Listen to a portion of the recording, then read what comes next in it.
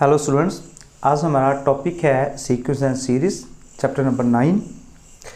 इस चैप्टर में हम पढ़ेंगे arithmetic progression, arithmetic mean, geometric progression, geometric mean. हम फाइंड करेंगे relation between arithmetic progression and geometric progression में। अर्थमेटिक एंड ज्योमेट्रिक सीरीज पढ़ेंगे, सम स्पेशल सीरीज भी हम जहाँ पढ़ेंगे। पर ये जो चैप्टर है ये बड़ा आसान होने वाला है। उसका कारण है कि आप प्रीवियस क्लास में भी इसके बारे में पढ़कर आए हैं। मैट्रिक में आपने चैप्टर नंबर 5 जो है अर्थमेटिक प्रोग्रेशन पढ़ा आपने। वहाँ पे आपने एन टर्म फाइंड किए थे, सम ऑफ एन टर्म्स भी आपने फाइंड किया था।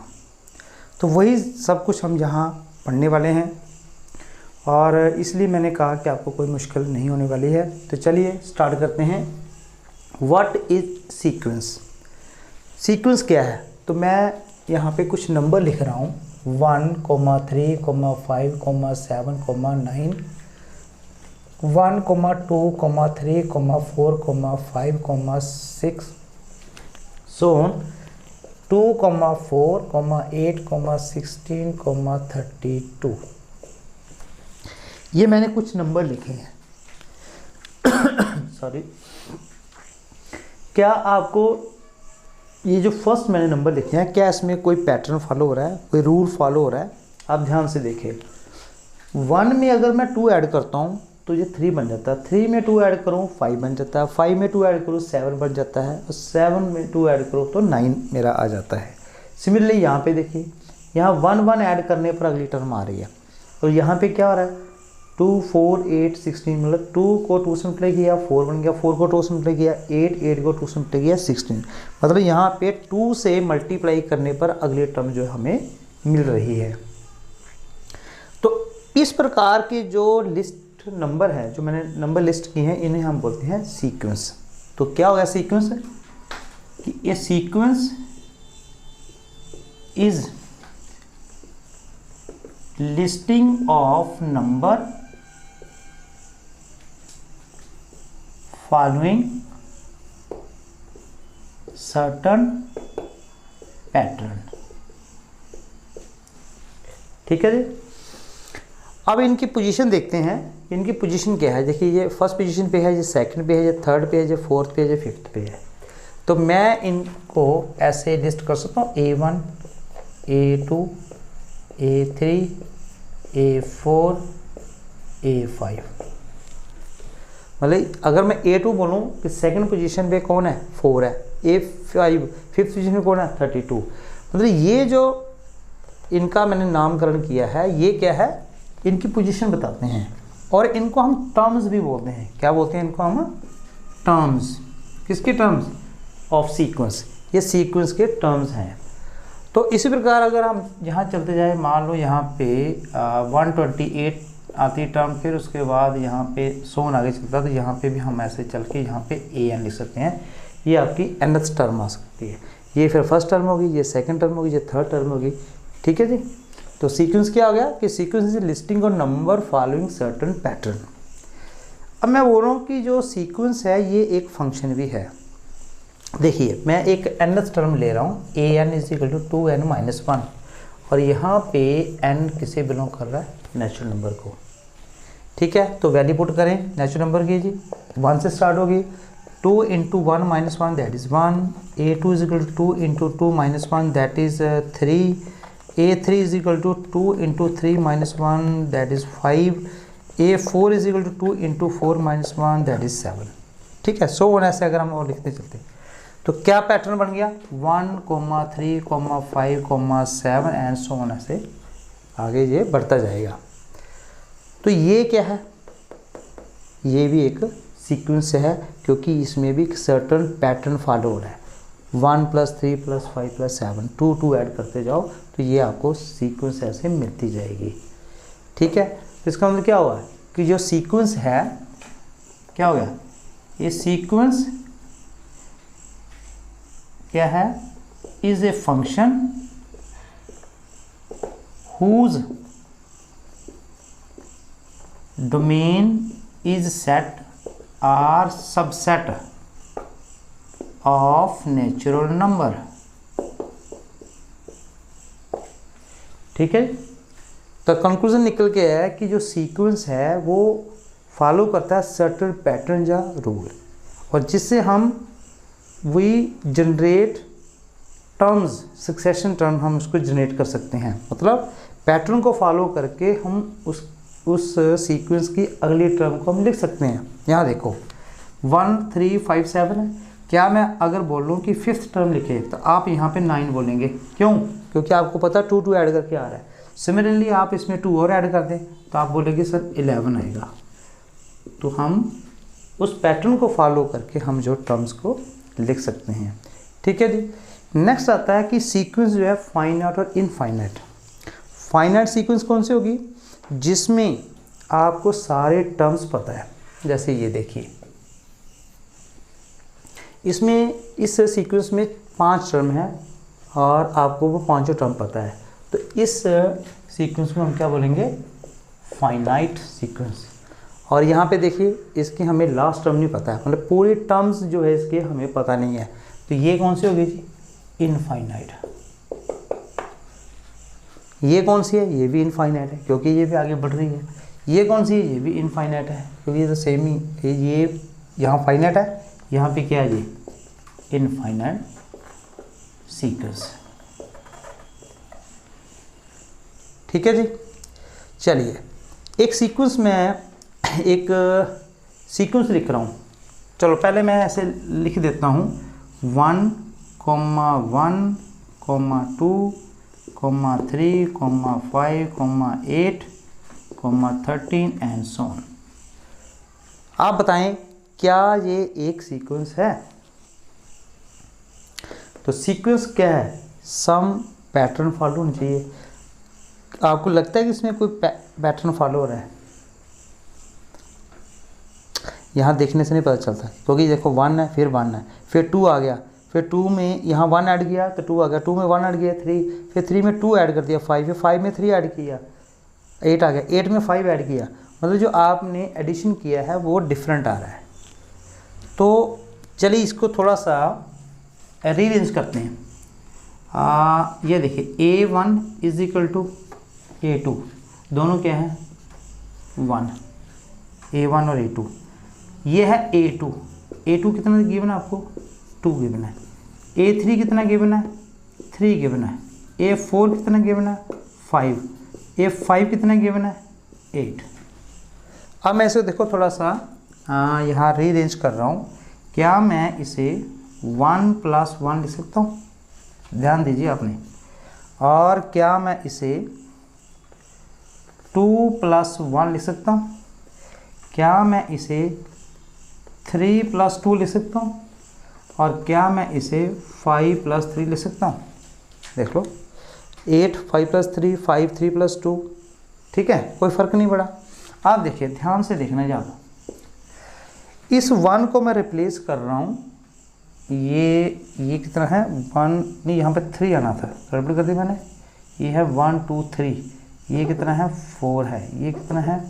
5। और 6 टर्म है 1 2 3 4 5 6। ठीक है। अब देखें जी, ये जो 1 है क्या मैं इसे A2 + A1 लिख सकता हूँ? क्योंकि A1 भी 1 है, A2 भी 1 है। आगे देखें 2 + 1, 2 किसकी वैल्यू है? A3 की। और 1 किसकी वैल्यू है? A2 की। = यहाँ देखें 3 + 2 है, 3 किसकी वैल्यू है? A4 की। और 2 किसकी वैल्यू है? A3 की। नेक्स्ट देखें 5 A5 की वैल्यू है। और 3 किसकी वैल्यू है? A4 की। अब देखें यहाँ पे A3 और यहाँ पे क्या है? 2 1, बीच वाले भूल जाओ। A4 3 2 5 4 3 6 5 4 हो क्या रहा है? यहाँ अगर 6 है, यहाँ फिर 5 फिर 4 है, तो इसमें एक रिलेशन डेवलप हो रहा है। क्या रिलेशन डेवलप हो रहा है? क्या मैं इसे ऐसे लिख सकता हूँ? AN अगर मैं इसे n से रिप्लेस कर दूं तो a5 क्या हो जाएगा, एक कम उससे n-1, आगे प्लस, आगे क्या a4, क्या मैं इसे n-2 ले सकता हूँ,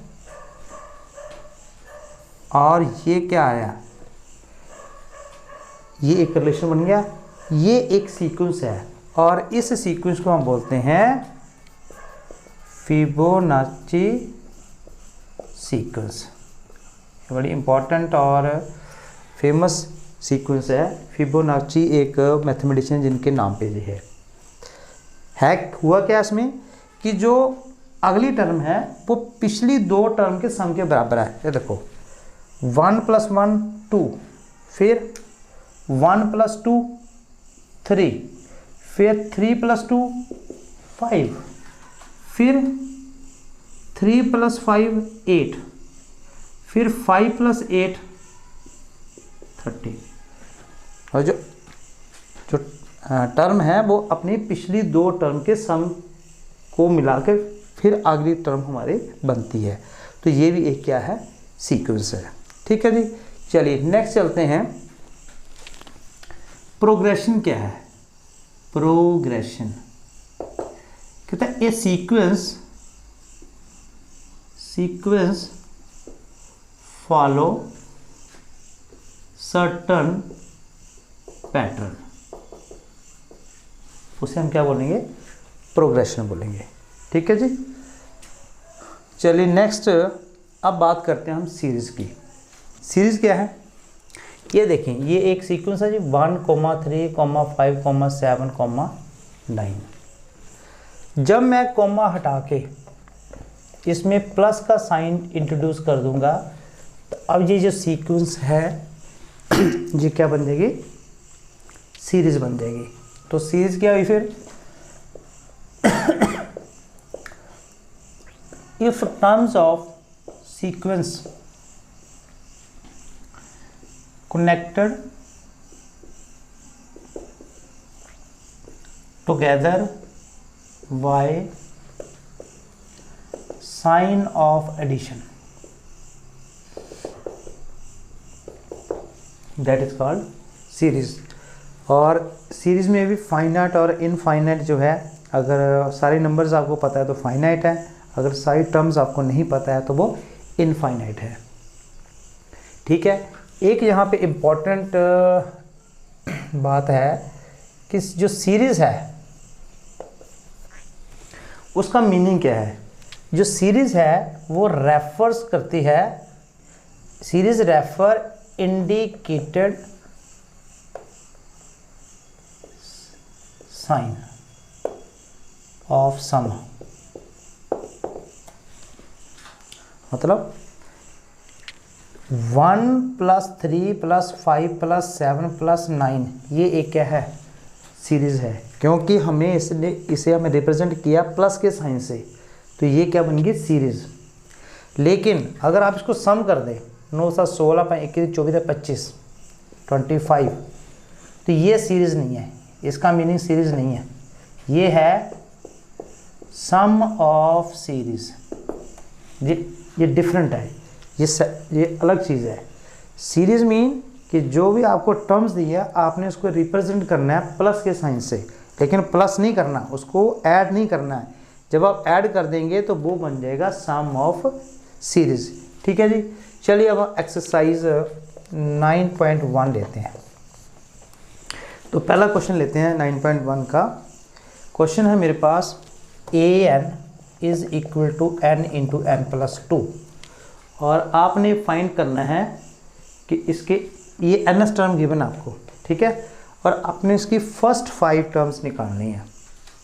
ये कुछ चैप्टर कोई ज़्यादा मुश्किल नहीं है, जस्ट आपने जहाँ जहाँ n है वहाँ पे आपने नेचुरल नंबर पुट कर देना है, उसी हिसाब से हमने। तो इसने कहा कि 5 टर्म्स निकालो, तो 5 टर्म निकालेंगे तो हम यहाँ पे n की वैल्यू क्या क्या पुट करेंगे, 1 2 3 4 5। सिंपली यहाँ वैल्यू पुट करें, आपकी वैल्यू यहाँ पे आ जाएगी। देखिए 1 + 2 दैट इज़ 3, ठीक है जी। a2 दैट इज़ 2 × 2 + 2 कितना बन गया, 2 2 4 4 2 8। a3 क्या बन गया जी, 3 × 3 + 2 और 3 इंटू 5 3 15। A4 क्या बन गया जी 4 into 4 plus 2 that is 4 to 6 6 to 4 24। ये ले जी A5 ये बन गया 5 इंटू 5 प्लस 2 दैट इज़ 35।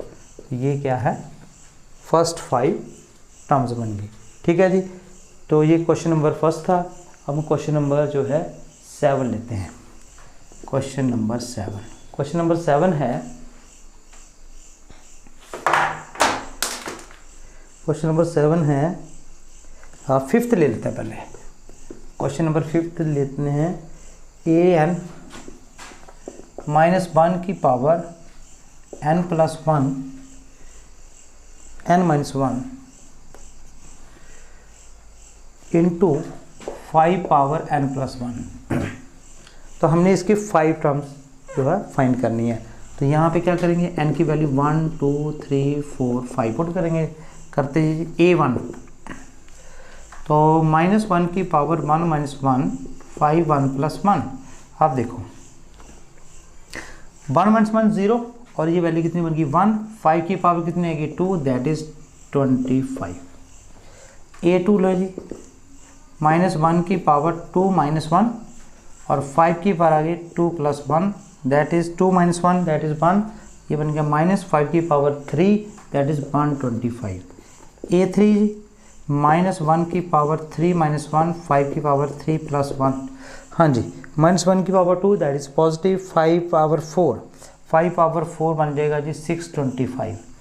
आगे देखिए जी A4 -1 की पावर बन गई आपके पास 4 माइनस 1 5 4 प्लस 1 और -1 की पावर है 3 दैट इज़ माइनस और इसे आप 5 से कर दे तो ये हो गया जी 3 1 2 5 और फिफ्थ टर्म बन गई -1 की पावर 5 माइनस 1 5 5 प्लस 1। देखिए 5 में से बन गया 4 ये पॉजिटिव हो गया 5 की पावर 6 है 6 इससे 5 सिम्प्टी कर दे ये बन गया जी 1625। ये आपकी फर्स्ट 5 टर्म आ गई। चलिए क्वेश्चन नंबर 7 देखें।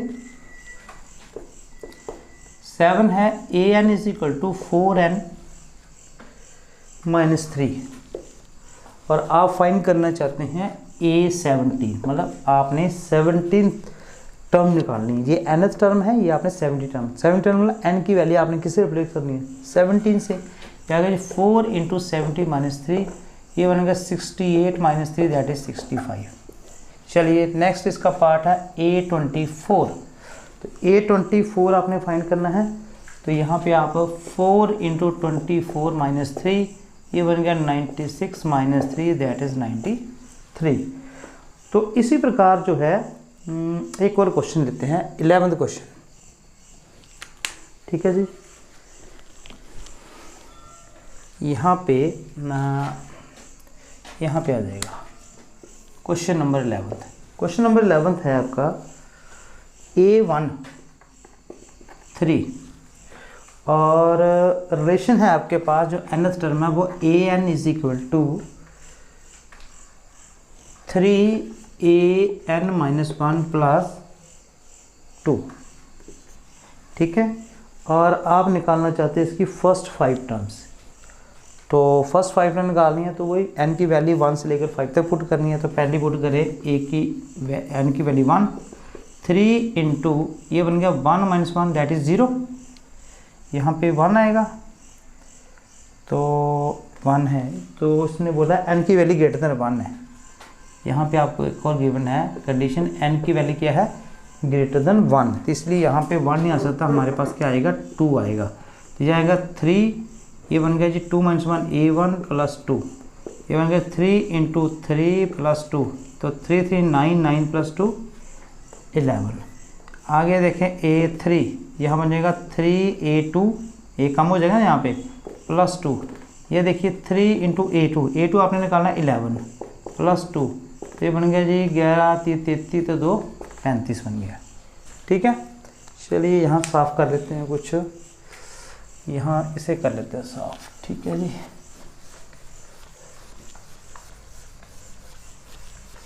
हाँ जी। तो A4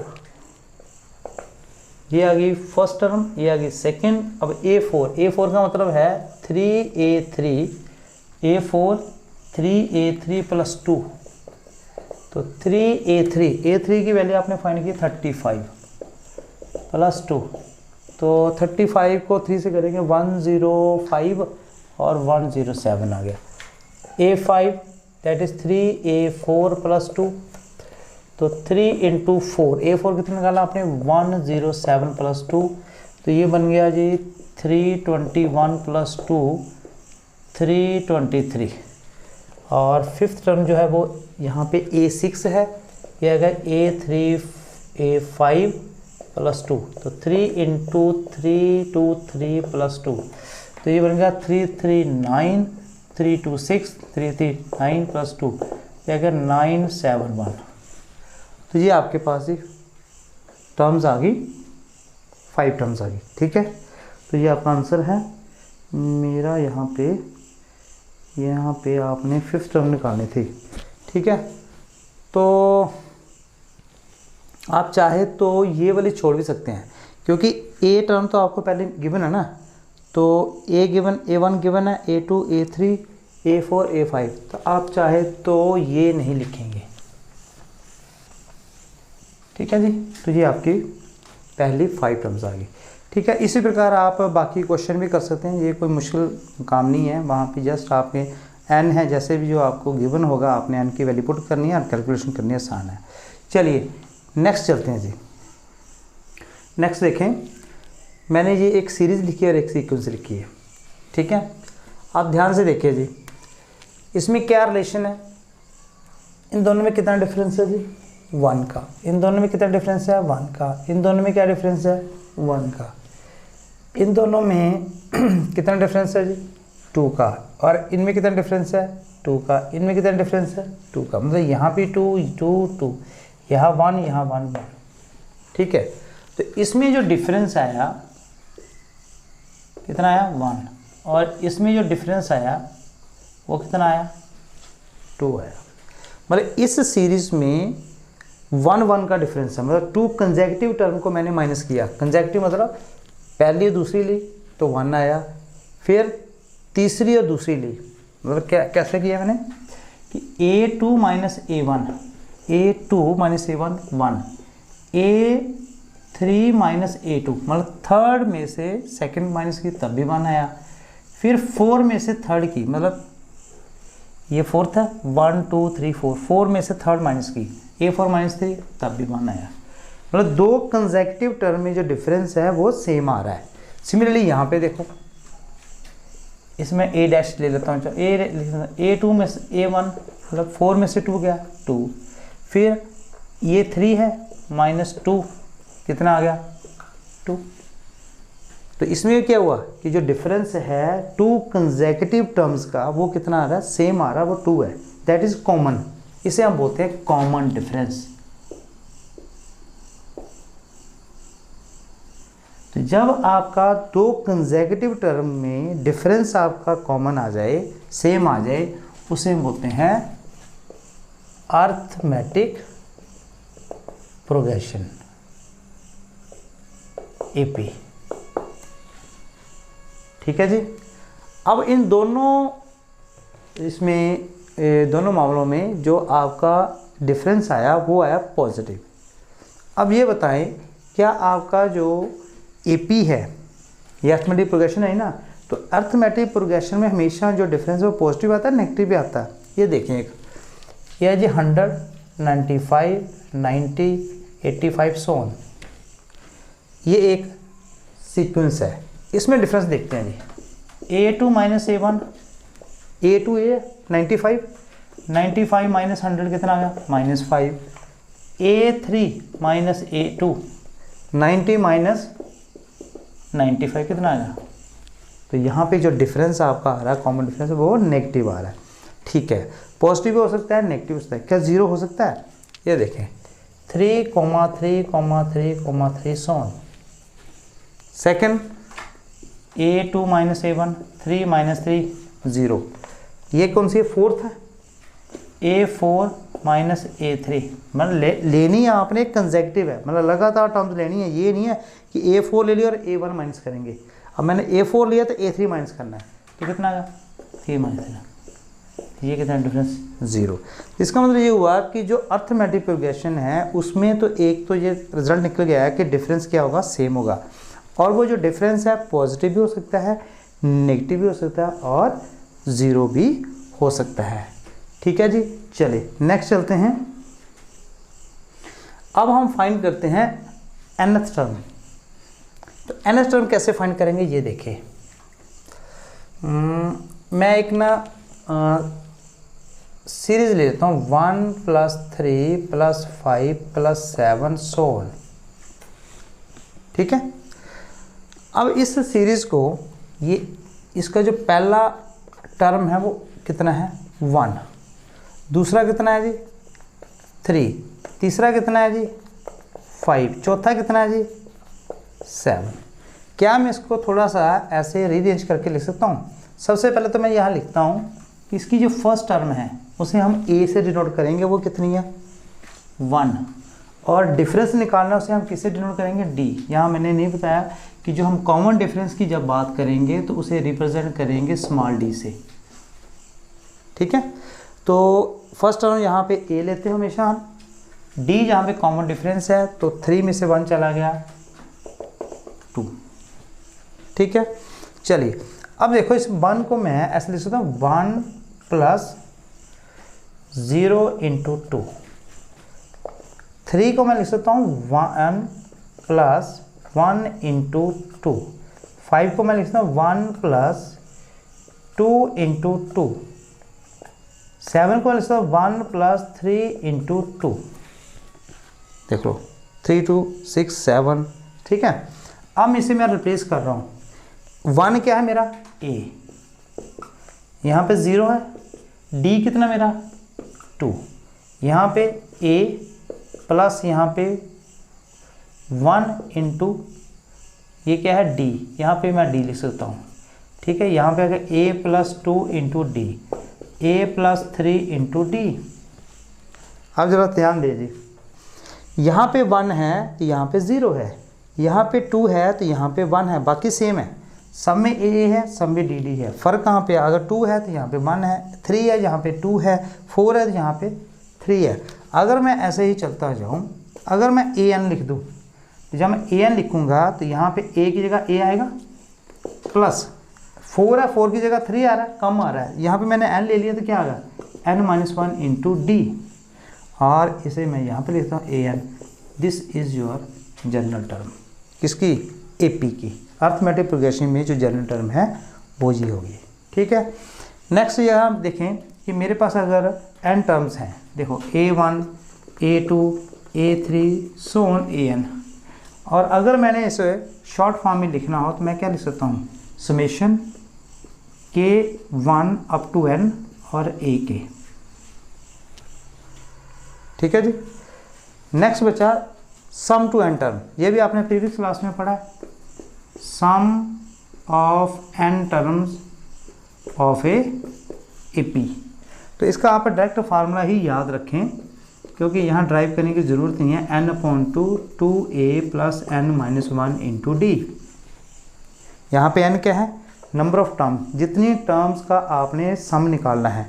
a क्या है फर्स्ट टर्म, और d क्या है कॉमन डिफरेंस। ठीक है जी, this is your sum to n term. आप इसे और शॉर्ट फॉर्म में लिख सकते हैं, ये देखिए यहाँ पे आप लिख सकते हैं Sn, इसे आप लिख सकते हैं n/2 a + n - 1 × d। n/2 ये अगर a और ये है n टर्म, और n टर्म को हम l से भी लिख सकते हैं। ठीक है, इसे हम l से, लास्ट टर्म मतलब last term that is l, तो इसको nth टर्म भी बोलते हैं और लास्ट टर्म भी बोलते हैं। तो ये फार्मूला आपके पास आ गया सम ऑफ n टर्म्स। ठीक है, तो आज हमने सीक्वेंस पढ़ा है, सीरीज़ के बारे में पढ़ा है, अर्थमेटिक प्रोग्रेशन पढ़ा है, और nth टर्म हमने फाइंड की है AP की, क्योंकि मेन जो हमारा जो चैप्टर है वो स्टार्ट होता है AP से। तो हमने इसकी nth टर्म पढ़ ली है और सम ऑफ n टर्म्स में हमने पढ़ ली है। नेक्स्ट वीडियो में हम 9.2 एक्सरसाइज को सॉल्व करेंगे।